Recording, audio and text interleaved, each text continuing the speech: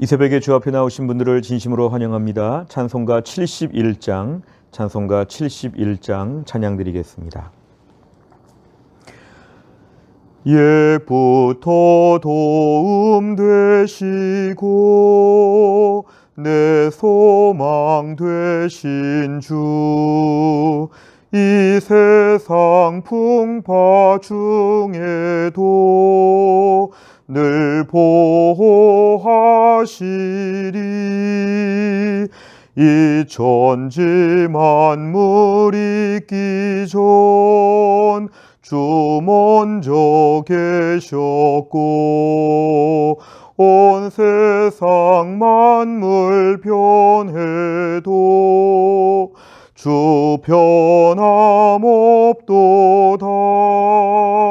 주 앞에 천년 만년이 한날과 같으니, 이 세상 모든 일들이 다 잠시뿐이라.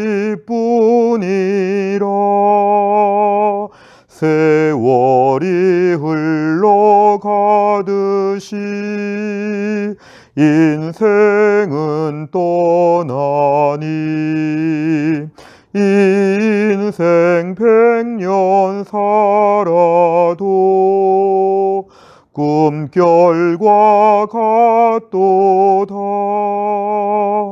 옛부터 도움 되시고 내 소망 되신 주, 일평생 지나갈 동안 늘 보호하소서.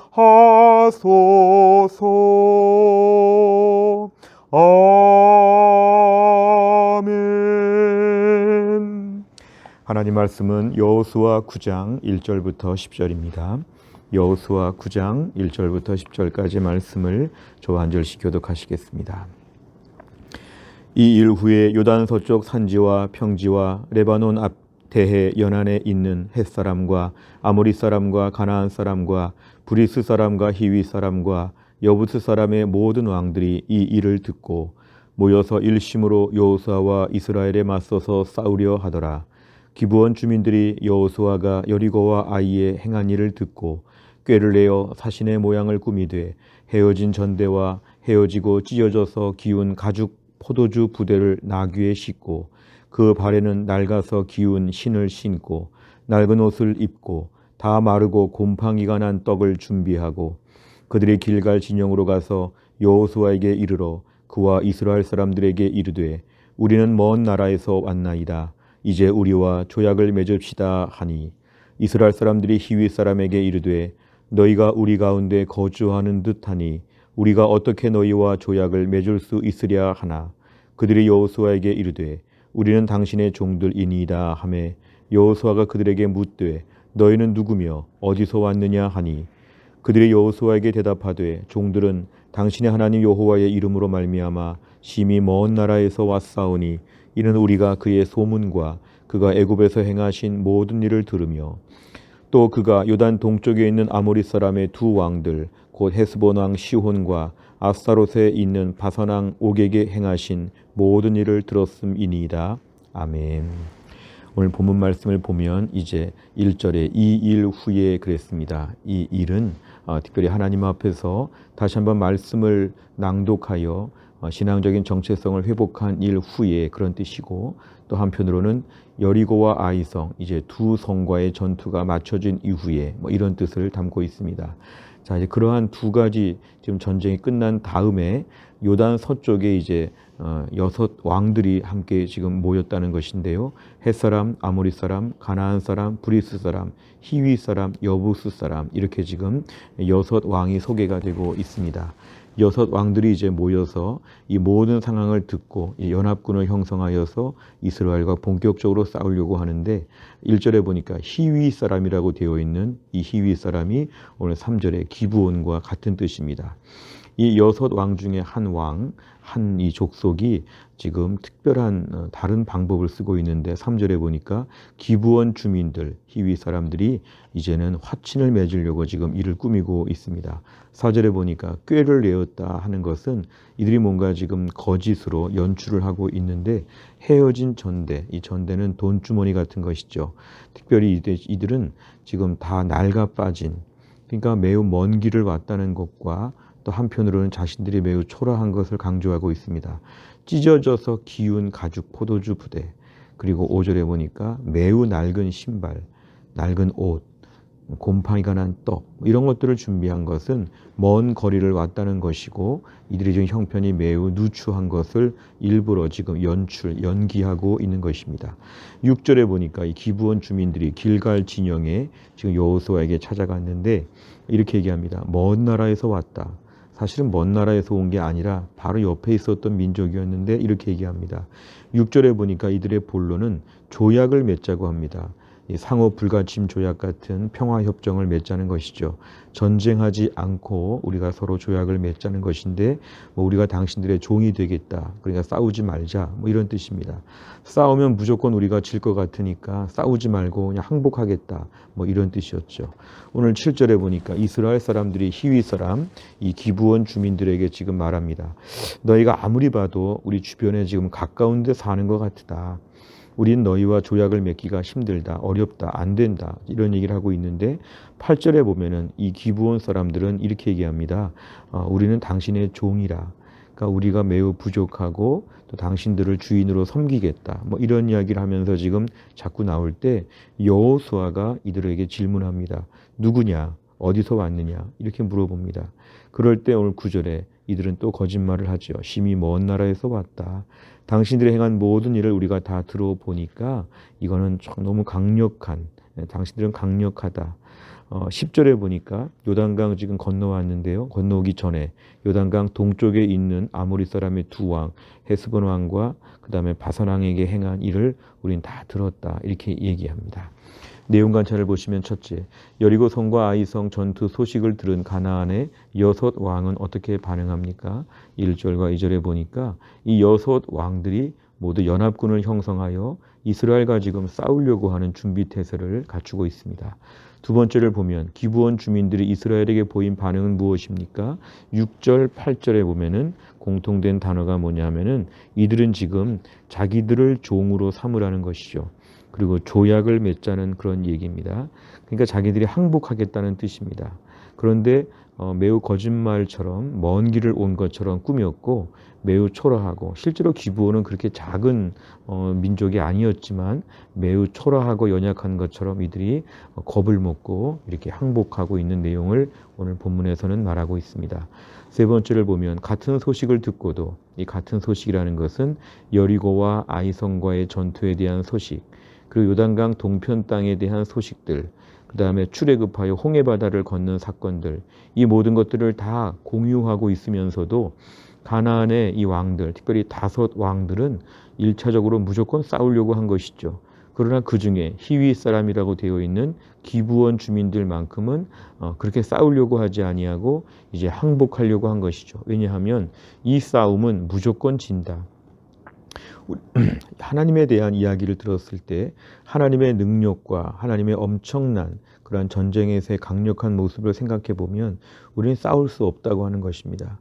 이방인임에도 불구하고 하나님을 두려워했다는 게 매우 특별합니다. 하나님이 지금 편들어 주시고 하나님이 지금 대신 싸우시고 이러한 전쟁에 대한 이야기를 다 들었을 때 이 기브온의 판단은 우리는 싸워봤자 무모한 싸움이 될 것이다. 싸우지 않고 우리가 항복하겠다 이렇게 하는 것이고 나머지 5 왕은 한번 끝까지 싸워보자, 한번 대항해보자 이런 것입니다.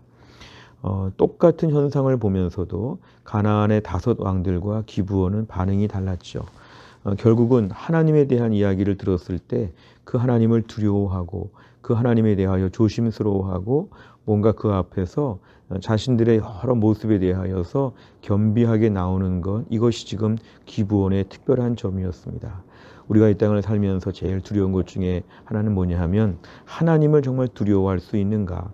하나님을 경외할 수 있는가? 하나님에 대하여 일정한 우리의 모습을 잘 유지할 수가 있겠는가?